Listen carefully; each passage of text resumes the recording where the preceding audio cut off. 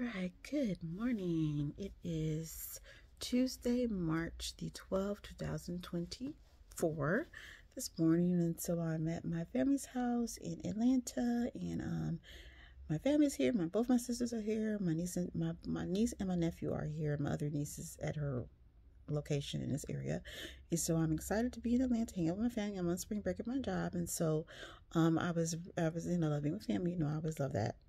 Saying family get on your nerves, but you love them, of course. Always, always, always, you love you being with your family. So I love that. And so I'm excited, happy about that on spring break. And so I had a little bit of work to do yesterday, but pretty much, I'm on vacation for this week. So I have make a couple phone calls to make today, and then I'm good. I'm on vacation. So I was reading this morning, talking about, and I just turned to the Bible, and it's talking about 1 Corinthians 13. If you ever read 1 Corinthians 13, and if you read 1 Corinthians 13, my sister just took my nephew to school, and so it made me think about that. He said he had a wonderful day yesterday. I'm like, thank you, Jesus. Of course, I'm saying that's, yeah, of course, what I'm saying. So I was saying to myself, the system, when it runs well, and I'm assuming that it has. I mean, I'm hoping that it has. I'm hoping, really. Power of life, in our tongue. So I'm saying, I don't. Yeah, of course. But I was saying to myself that when the system is actually in America, especially, it's really a beautiful thing when it works like it should. Like, it's really a beautiful thing. I'm saying, like, our presidents and our leaders in the past that have set up these programs like Social Security and food stamps and like the system. I'm saying, the fact that America, for example, you don't have to stay, like Jesus, so to speak, preach the gospel to the poor, for example. You don't have to stay in America. The way America is set up, when it runs like it's supposed to, you don't have to, if you want to, be a doctor, a lawyer, teacher, you can go to college. They have loans. If you don't have to take care of yourself, they have programs available for you to be able to do what you want to do and fulfill your destiny. You know what I'm saying? That's how I was able to go. I was able to go through loans and, grants and things like that to help me graduate from college. So, if you want to do the things you want to do, you can. That's one of the things that make America great. Like, some countries you can go to and they don't necessarily have that. You know what I'm saying? Like, you have to be born into nobility, so to speak, I think, from what I understand, in order for you to be able to advance in the world. But one thing that makes America so great is that you don't have to stay where you're born.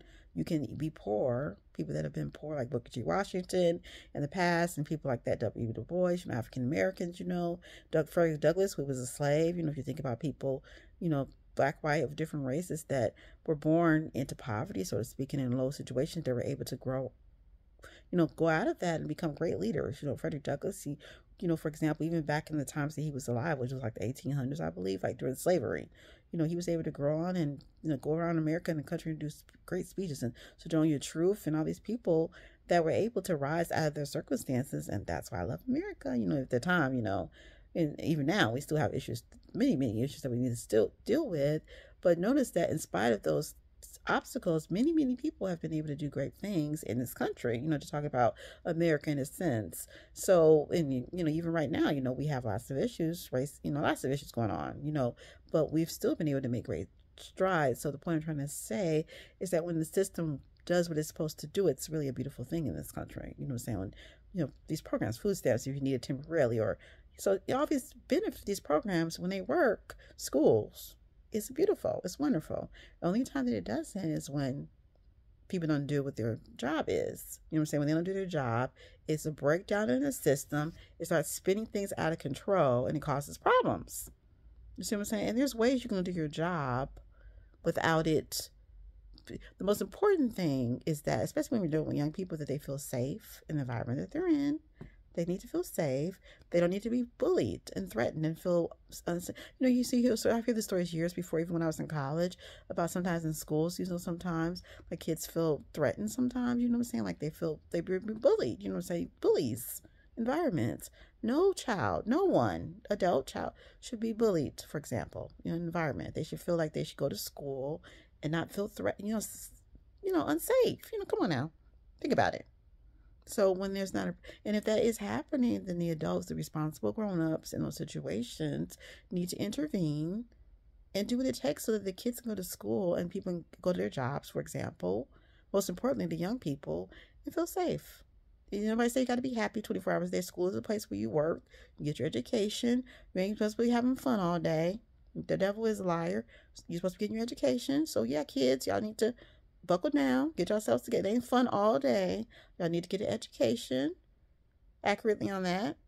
You know what I'm saying? But you need to at least feel safe and not be bullied and feel, uncomfortable. And then, you need to feel comfortable. That's what I'm trying to say. So if the system works well, then everybody does their job, then it's a food thing. And if you don't want to do that, maybe you should think about doing something else. Just say that real quick. Like, think about it. If you don't really want to work with, like, why, if you're not gifted in that area, then maybe you should think about doing something else. Think about it. Like, maybe you should go in another field or something. You know what I'm saying? Like, if you don't really like working with kids, or you're not going to do it in the right way, accurately on that, then maybe you should think about doing something else. There's many people that would love to be able to do, go in there and work with young people.